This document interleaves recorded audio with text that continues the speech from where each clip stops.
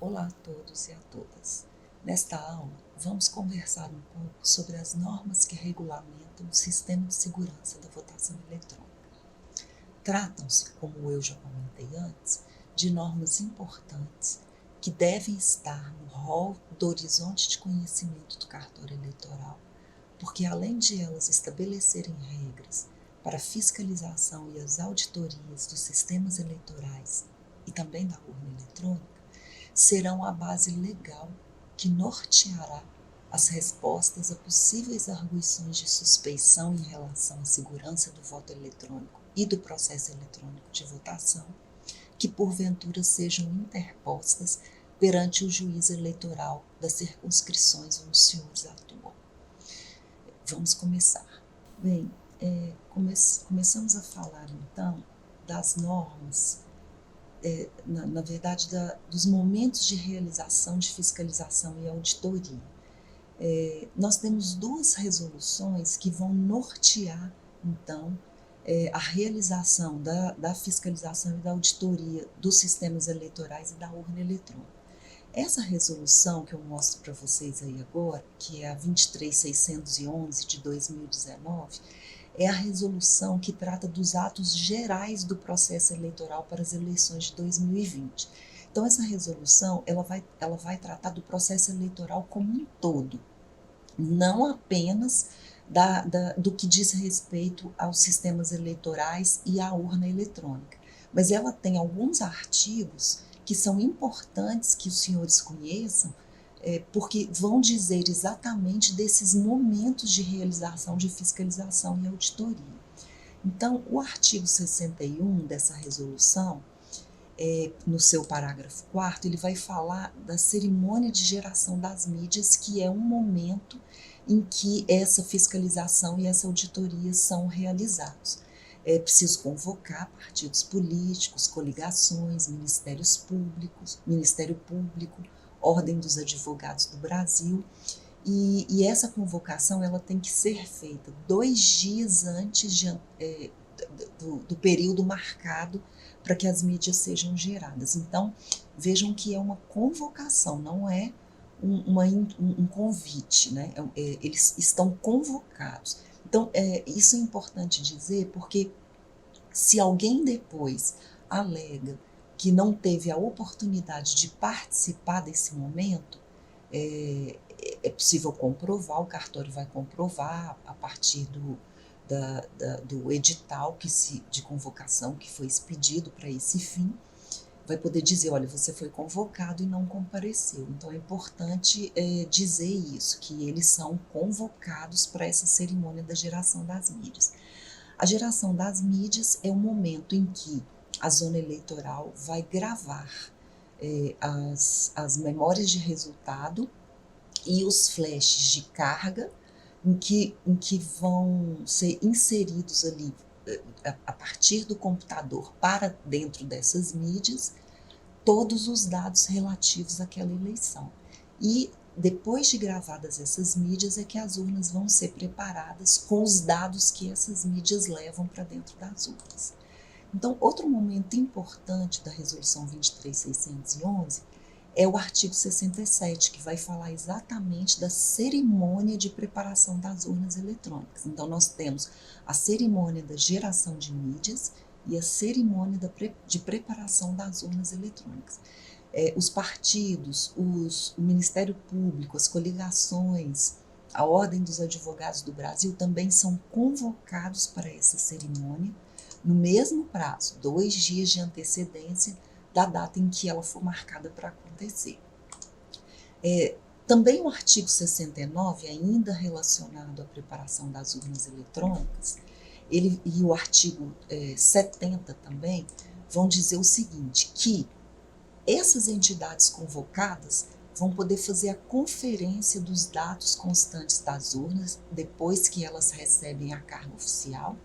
e vão poder verificar através de programas específicos a integridade e a autenticidade dos sistemas eleitorais ali instalados. Então, aquele fluxo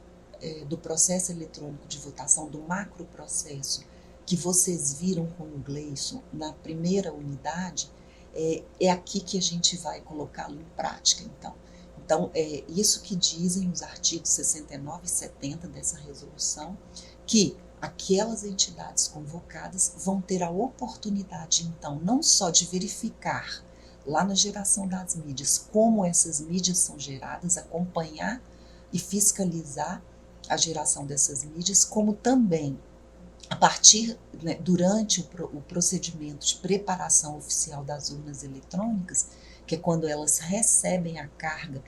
dos dados oficiais da eleição, eles vão poder conferir esses dados. Também eles vão poder, durante a cerimônia de preparação das urnas, verificar, através da demonstração de votação que é feita pelo cartório eleitoral, os dados que foram inseridos naquela urna. Essa demonstração, ela é feita em pelo menos uma urna eletrônica por município da zona eleitoral, isso porque nós estamos falando das eleições municipais, né? Então, como os candidatos são diferentes de município para município, é necessário fazer essa demonstração da votação em pelo menos uma urna de cada município da zona eleitoral. E além de ser feita essa demonstração da votação, o que significa essa demonstração da votação? É você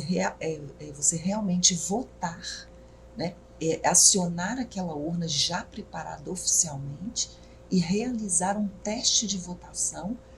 com os eleitores oficiais daquela sessão e os candidatos que estão concorrendo à vaga daquele município. Então, é como se a gente estivesse simulando com dados oficiais uma votação real do dia da eleição. Então, além da demonstração da votação, é obrigatório, esses artigos vão dizer isso, a impressão do hash de arquivos fixos dessa urna. O que são esses arquivos fixos? São todos os arquivos de sistemas de programas desenvolvidos lá no TSE, lacrados, né, armazenados no cofre do TSE, depois importados para os computadores dos TREs e das zonas eleitorais, e que são arquivos que não mudam, que são arquivos que não vão sofrer nenhuma alteração durante o processo eletrônico de votação. Então, são os arquivos de programas fixos, como o sistema operacional, os aplicativos que nós vamos utilizar dentro da urna durante o processo de votação. Então, todos aqueles arquivos fixos que não vão ser alterados, né, durante o processo de votação. Esse resumo digital, que é o hash, ele é impresso neste momento justamente porque para possibilitar que as entidades fiscalizadoras confiram esse arquivo que saiu da urna com aqueles resumos hashes, né, os resumos digitais publicados na página da internet do TSE, que são relativos aos arquivos lacrados, assinados digitalmente e lacrados na cerimônia de lacração do TSE. Uma outra coisa que é importante dizer em relação a esses dois artigos, 69 e 70 da 23.611, é que ele permite às entidades fiscalizadoras convocadas, né, para esse ato, que elas solicitem ao juiz eleitoral daquela zona ali onde eles pretendam fazer essa fiscalização, que eles querem fiscalizar e auditar até 3% do total de urnas preparadas para aquela zona eleitoral. Só que esse pedido, é preciso depois verificar os artigos dessa resolução, eles têm um prazo, parece que 5 dias de antecedência, né, da data marcada para a preparação das urnas, eles têm que enviar um ofício, um documento, eles têm que enviar um ofício, um pedido, protocolar isso lá no cartório, solicitando ao juiz eleitoral que querem auditar essa quantidade de urnas que a resolução permite a eles auditar. essa escolha é aleatória, eles podem escolher, dentre o total de urnas da zona eleitoral, eles podem escolher 3% e dividir esse 3% entre os municípios da zona eleitoral, e nas urnas de cada município eles também podem escolher aleatoriamente as seções que vão auditar. E nessas urnas escolhidas eles vão poder fazer o teste de votação e também a impressão dos resumos digitais. Um outro momento importante de falar da resolução, ainda da resolução 23.611, é o artigo 174, que vai dizer para a gente que o sistema de totalização, após ele ser liberado, né, com senha oficial, ele também vai poder ser fiscalizado e auditado. Os partidos, o Ministério Público, Ordem dos Advogados do Brasil também são convocados para esse momento, no prazo de 2 dias de antecedência, né, da sua realização. E depois o artigo 205 da mesma resolução, que vai dizer que também essas entidades vão poder fiscalizar os trabalhos de transmissão que são feitos por meio do sistema de totalização, dos sistemas, né, de totalização. Eles vão poder fiscalizar os trabalhos de transmissão e de totalização dos dados da votação. Finalmente, o artigo 226 da resolução 23.611 vai dizer que, em casos de ação judicial protocolada relativamente aos sistemas de votação ou de apuração, isso se houver alguma suspeição, né, que tenha ocorrido durante o momento de votação e durante o momento de apuração, em que alguma das entidades tenha feito uma representação por meio de ação judicial para verificação dos sistemas. Então, nesse caso, o juiz eleitoral vai determinar a realização de uma audiência pública intimando os interessados, ou seja, as partes que fizeram que protocolizaram essa ação judicial. Um exemplo disso foi o que aconteceu aqui em Belo Horizonte, no estado, né? Mas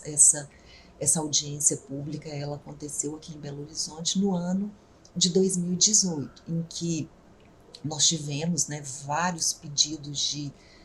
de apuração das urnas eletrônicas por conta de suspeição de fraude durante o período de votação, e entre a realização dos 2 turnos, nós fizemos aqui em Belo Horizonte essa audiência pública, e as pessoas interessadas, os eleitores, inclusive, que registraram os boletins de ocorrência, que deram origem a uma representação do Ministério Público perante a Justiça Eleitoral,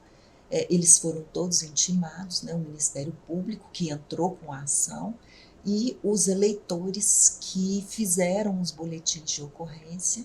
e protocolizaram isso perante o Ministério Público, eles foram todos intimados e ficaram aqui conosco acompanhando essa audiência pública em que as sessões, as urnas relativas a essas sessões, né, que foram levantadas suspeições acerca delas, elas passaram por um processo de auditoria durante todo o dia, foram impressos os resumos digitais, nós fizemos novamente votações, repetimos a votação que havia sido feita lá na sessão eleitoral, para no final se comprovar que os votos obtidos ali naquela audiência pública em que os boletins de urna foram novamente digitados, né, eles coincidiam, o resultado coincidia com o apurado no dia da votação do primeiro turno nas respectivas sessões eleitorais.